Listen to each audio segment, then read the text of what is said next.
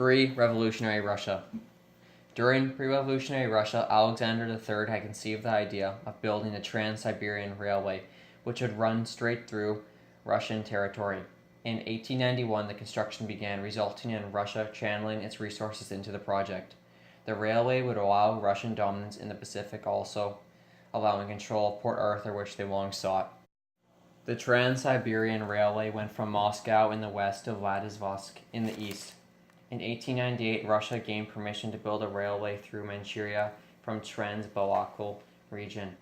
The Tsarist regime pressured China into granting them the lease for the strategically important port of Vladivostok. From this, Russia continued its occupation of Korea and eventually built the Trans-Siberian Railroad across Chinese-held Manchuria. Russia controlling a portion of Manchuria in 1901 was important as it provided resources and minerals essential to industrial development, and timber demands along the Yalu River allowed a Russian-dominated Korea. Though Russia was not the only power which sought control of the strategically and physical wealth that Manchuria provided. Japan enters 1904 to 1905. The Russo-Japanese War was the rivalry of two nations, Japan and Russia. They both wanted dominance of Manchuria and Korea. Unfortunately for Japan, Russia had already managed to gain control of Manchuria as a Trans-Siberian Railroad ran directly through, with resources already being extracted. In 1904, Japan decided to attack after an agreement to withdraw from Manchuria was denied. The Russian forces positioned throughout to reinforce were lacking in supplies, soldiers, and there were not enough transportation faculties to even support the already limited soldiers. The Japanese armies, which had a superior number of soldiers in the Far East, attacked the Russian-held positions in Asia. By 1905, the Japanese were victorious, soon spreading their influence throughout, now controlling previously Russian-held port of Lushan, demanding economic concessions, and turning Korea into a protectorate of Japan. Russia losing against Japan was a major defeat. This was the first time Asian power defeated a European power in modern times, ultimately ending the Russian expansion in Korea. Russia's most prominent industries were textiles and food processing.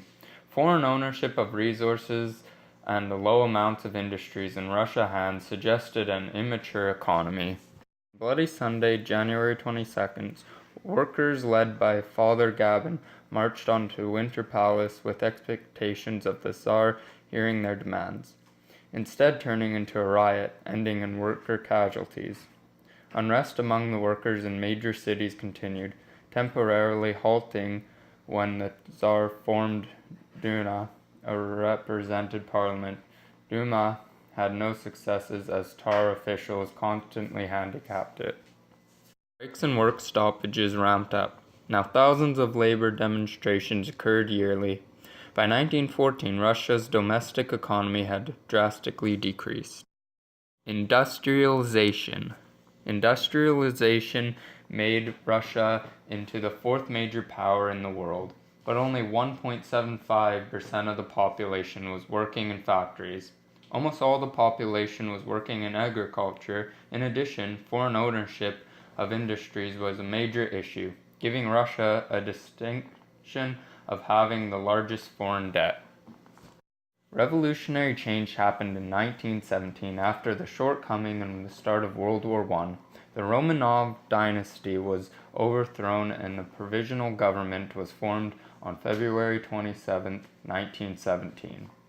When the provisional government was not able to find immediate solution of domestic and World War I, it was pushed aside, allowing the Bolsheviks to seize control in October.